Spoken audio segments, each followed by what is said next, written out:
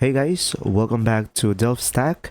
Today I will be discussing how to stop Spotify from opening on startup.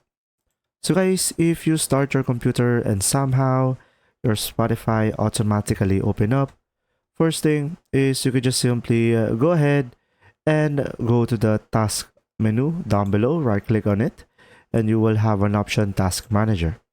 Here on the task manager, you could just simply go ahead and go for the startup apps. So select this one over here.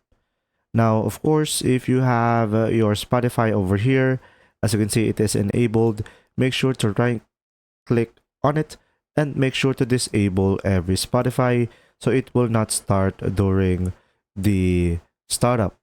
Now, if you don't see that over there, another option is you could just simply go ahead and go to your settings.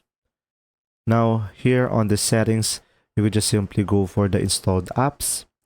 And now just simply go for the apps over here. And from here, you could just simply go for the start up over here. And also the same thing, if you see Spotify over here turned on, make sure to turn it off in order for you to disable the startup.